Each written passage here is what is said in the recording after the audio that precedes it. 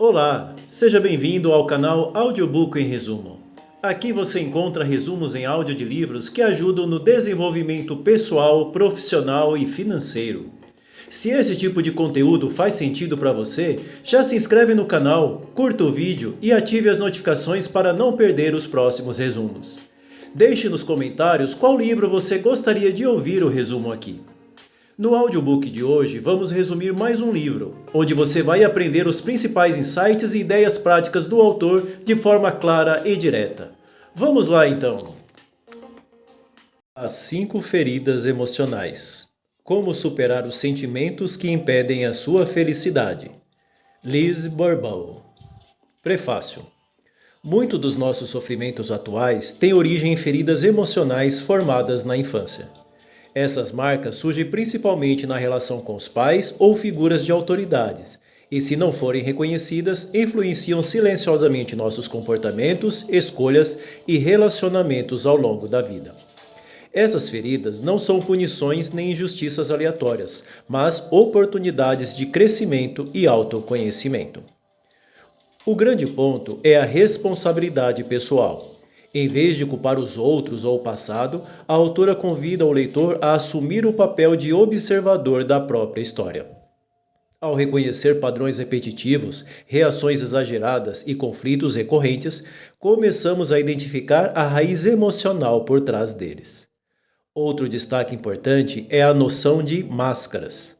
Para lidar com a dor, desenvolvemos mecanismos de defesa que nos protegem temporariamente, mas que também nos afastam de quem realmente somos. Essas máscaras moldam nossa personalidade e nos fazem agir de forma automática, muitas vezes sem perceber. O livro propõe que, ao tomar consciência dessas estratégias de proteção, podemos começar a dissolvê-las. O processo exige coragem e honestidade.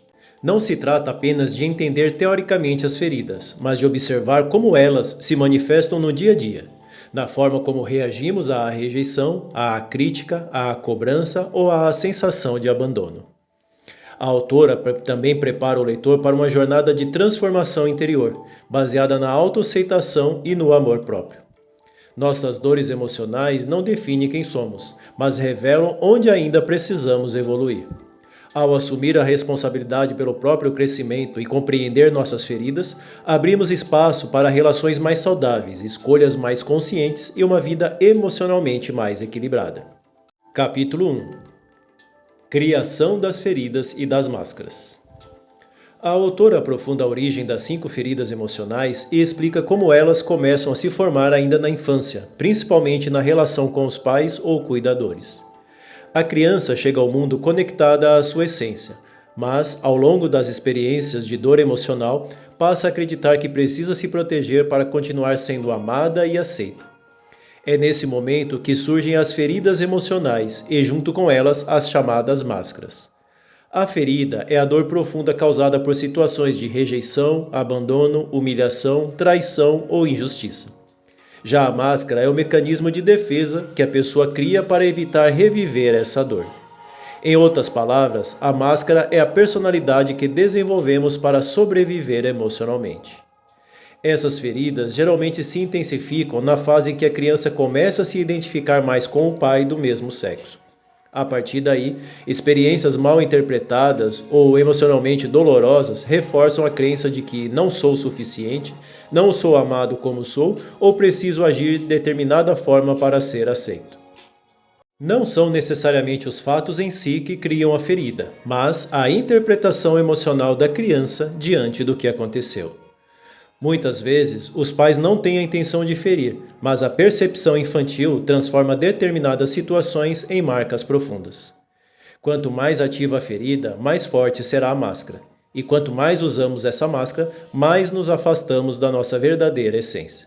Isso explica porque repetimos padrões nos relacionamentos, atraímos situações semelhantes e reagimos de forma exagerada a certos comportamentos dos outros. Reconhecer a própria máscara é o primeiro passo para a cura. A proposta não é gerar culpa nos pais ou em si mesmo, mas desenvolver consciência. Ao entender como e por que criamos nossas defesas, começamos a enfraquecer esses padrões e abrir espaço para viver com mais autenticidade. As feridas nascem na infância. As máscaras nos protegem, mas também nos limitam. E a verdadeira transformação começa quando temos coragem de olhar para essas dores e assumir a responsabilidade pelo nosso crescimento emocional. Capítulo 2. A rejeição. A autora aprofunda a primeira das 5 feridas emocionais e explica como ela se forma e impacta profundamente a vida da pessoa. A ferida da rejeição surge muito cedo, geralmente na relação com o pai ou a mãe do mesmo sexo. A criança sente que não é aceita como é, que sua presença incomoda ou que precisa ser diferente para merecer amor. A grande dor da rejeição é o sentimento de não ter o direito de existir plenamente. A pessoa passa a acreditar, ainda na infância, que há algo errado com ela. Para lidar com essa dor, cria a máscara do fugitivo. Essa máscara leva o indivíduo a evitar situações em que possa se sentir julgado ou excluído. Ele tende a se isolar, a ocupar pouco espaço, a minimizar suas necessidades e até a sabotar oportunidades para não correr o risco de ser rejeitado novamente. Quem carrega essa ferida costuma ter baixa autoestima, medo intenso de críticas e uma tendência a querer desaparecer quando se sente desconfortável. Pode também desenvolver um forte mundo interior, imaginação ativa e busca constante por perfeição, acreditando que se for impecável, não será rejeitado. A pessoa com essa ferida frequentemente interpreta situações neutras como rejeição. Pequenos gestos, comentários ou mudanças de comportamento dos outros podem ativar uma dor profunda, gerando reações desproporcionais. E sem perceber, ela pode acabar se colocando em situações que reforçam esse padrão, confirmando a crença de que não é aceita. A cura começa com a consciência. Ao reconhecer a máscara do fugitivo e entender que o medo da rejeição vem de experiências passadas, a pessoa pode começar a reconstruir sua autoestima e a aceitar a si mesma como realmente é. A verdadeira superação não está em agradar ou se esconder, mas em assumir seu espaço no mundo com autenticidade. A ferida da rejeição fala sobre o medo de não ser aceito, e o caminho de transformação passa pelo autoconhecimento, pela autoaceitação e pela coragem de existir sem se anular. Capítulo 3. O abandono. A autora explora a segunda grande ferida emocional e mostra como ela se forma principalmente na relação com o genitor do sexo oposto. A criança que vivencia essa dor sente falta de apoio emocional, atenção ou presença afetiva. Mesmo que os pais estivessem fisicamente presentes, a ausência emocional já é suficiente para criar a sensação de estar sozinho. A dor central do abandono é o medo da solidão. A criança passa a acreditar que não consegue ser feliz sozinha e que precisa do outro para se sentir completa. Para lidar com essa angústia, desenvolve a máscara do dependente. Essa máscara leva a pessoa a buscar constantemente apoio, validação e companhia, com dificuldade de tomar decisões ou enfrentar desafios de forma independente. Segundo a autora, quem carrega essa ferida tende a dramatizar situações para chamar atenção. Pode ter altos e baixos emocionais e sentir necessidade constante de proximidade nos relacionamentos. Existe um medo profundo de ser deixado para trás, o que pode gerar apego excessivo, ciúmes ou tolerância a relações desequilibradas apenas para não ficar só. Sem perceber, a própria pessoa pode provocar situações que confirmem sua crença de abandono. Ao exigir demais, testar o outro ou se mostrar excessivamente carente, acaba afastando as pessoas, reforçando o ciclo da dor. A cura passa pelo desenvolvimento da autonomia emocional. Aprender a apreciar a própria companhia, fortalecer a autoestima e assumir responsabilidade pela própria felicidade são passos essenciais para romper o padrão. A ferida do abandono está ligada ao medo de ficar só. A transformação começa quando a pessoa entende que não precisa do outro para se completar, mas pode escolher estar com alguém por amor e não por necessidade. Capítulo 4. A humilhação. A autora explica como essa ferida emocional nasce quando a criança se sente envergonhada, criticada ou diminuída, principalmente na relação com o cuidador que exerce controle sobre o desenvolvimento físico e comportamental, como no processo de educação, regras e disciplina. A dor surge quando a criança percebe que suas necessidades naturais ou seus desejos são tratados como errados, sujos ou inaceitáveis. A marca central dessa ferida é o sentimento de vergonha. A pessoa passa a acreditar que há algo de errado com ela, especialmente em relação ao prazer, ao corpo e às próprias necessidades. Para se proteger, desenvolve a máscara do masoquista. Essa máscara leva o indivíduo a se colocar em situações de sobrecarga, assumir responsabilidades excessivas e muitas vezes se anular para atender às demandas dos outros. Segundo a autora, quem carrega essa ferida tende a se sentir culpada com facilidade, principalmente quando pensa em si mesmo. Existe uma busca inconsciente por punição ou autopunição, como se precisasse pagar por algo. Pode ter dificuldade de dizer não, aceita mais tarefas do que consegue cumprir e frequentemente coloca as necessidades alheias acima das próprias. Essa pessoa pode usar o humor ou a autodepreciação como forma de evitar críticas externas. Ao se diminuir primeiro, acredita que reduz a chance de ser humilhada novamente. No entanto, isso reforça o ciclo da baixa autoestima. A cura da humilhação passa pela reconexão com o direito de sentir prazer, de ter necessidades e de ocupar espaço sem culpa. Aprender a estabelecer limites e a se respeitar é essencial para romper esse padrão. A ferida da humilhação está ligada à vergonha e à culpa. A transformação começa quando a pessoa entende que não precisa se sacrificar para ser aceita e que cuidar de si mesma não é egoísmo, é equilíbrio emocional. Capítulo 5. A traição. A autora explica que essa ferida surge quando a criança sente que a confiança foi quebrada, geralmente na relação com o genitor do sexo oposto. Isso pode acontecer quando promessas não são cumpridas, quando há incoerência entre palavras e atitudes ou quando a criança percebe falta de lealdade e comprometimento. A dor central aqui é a perda de confiança e o medo de ser enganado ou decepcionado. Para lidar com essa insegurança, a pessoa desenvolve a máscara do controlador. Ela tenta manter tudo sob controle para evitar novas decepções. Quer previsibilidade, cumpre o que promete e cobra dos outros o mesmo nível de comprometimento. No fundo, existe uma dificuldade grande de confiar plenamente.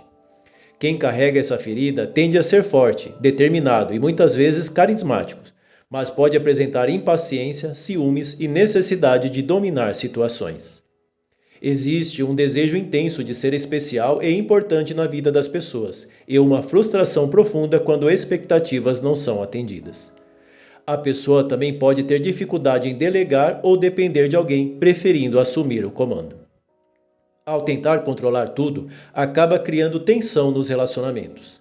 A necessidade de certeza e fidelidade absoluta pode sufocar o outro, gerando exatamente os conflitos que ela teme. A cura passa pelo desenvolvimento da confiança e da flexibilidade. Aprender que nem tudo pode ser controlado e que vulnerabilidade não é fraqueza é essencial para quebrar o padrão. A ferida da traição está ligada ao medo da quebra de confiança. A transformação acontece quando a pessoa entende que controlar não garante segurança e que relações saudáveis se constroem com confiança mútua, diálogo e abertura emocional. Capítulo 6. A injustiça.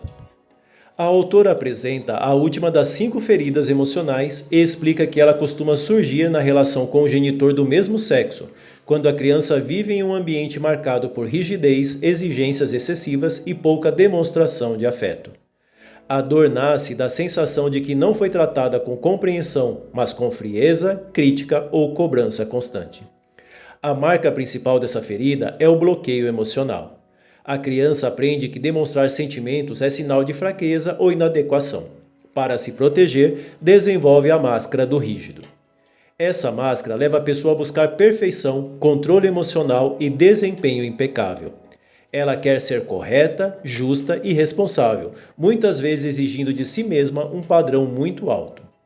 Quem carrega essa ferida tende a ser disciplinado, organizado e eficiente, mas pode ter dificuldade em demonstrar vulnerabilidade. Existe uma forte necessidade de reconhecimento pelo esforço e uma sensibilidade grande a críticas, embora nem sempre isso seja demonstrado externamente. Por dentro, pode haver frustração e autocobrança intensiva. A pessoa com essa ferida costuma acreditar que precisa merecer amor por meio de desempenho e perfeição. Ela reprime emoções para não perder o controle e pode se tornar dura consigo mesma e com os outros. A cura da injustiça passa pela aceitação da própria imperfeição. Permitir-se sentir, errar e demonstrar emoções é essencial para quebrar o padrão da rigidez. A verdadeira justiça começa com a autocompaixão. A ferida da injustiça está ligada à repressão emocional e à busca excessiva por perfeição. A transformação acontece quando a pessoa entende que não precisa ser perfeita para ser amada e que sensibilidade é força, não fraqueza. Capítulo 7. Cura das feridas e transformação das máscaras. Identificar a própria ferida é apenas o começo. O verdadeiro trabalho está na consciência diária de como essas dores se manifestam nas atitudes, reações e padrões repetitivos da vida adulta. A cura não acontece da noite para o dia. Ela começa quando a pessoa reconhece sua máscara em ação. Em vez de negar, justificar ou culpar os outros, passa a observar. Estou reagindo assim porque minha ferida foi tocada. Esse nível de consciência já enfraquece o poder automático da máscara. Um ponto central é a aceitação. Curar não significa eliminar completamente a ferida, mas aprender a acolhê-la sem julgamento. Quanto mais a pessoa luta contra a própria dor, mais ela se fortalece. Quando há compreensão e responsabilidade, a intensidade das reações diminui. A autora também destaca a importância do perdão, especialmente aos pais. Não se trata de concordar com o que aconteceu, mas de entender que eles também agiram a partir das próprias feridas. Ao parar de culpar, a pessoa retoma o poder sobre a própria vida. Conforme a cura avança, a máscara perde força. A pessoa deixa de agir por medo e começa a agir por escolha consciente. Há mais equilíbrio emocional, mais autenticidade e menos necessidade de provar algo. A transformação é um processo de autoconhecimento, responsabilidade e compaixão consigo mesmo. A cura acontece quando você deixa de se identificar com a dor e passa a viver conectado à sua essência. É um caminho de maturidade emocional, onde a consciência substitui a reação automática e a autenticidade substitui a defesa. Obrigado por ficar com a gente até o final. Se esse resumo te ajudou, inscreva-se no canal, curta o vídeo e ative as notificações para receber os próximos conteúdos. Assim você não perde nenhum novo resumo e continua evoluindo mais a cada vídeo. Recomendamos fortemente a leitura da obra completa para aprofundar ainda mais os seus conhecimentos. Até o próximo Audiobook. Grande abraço!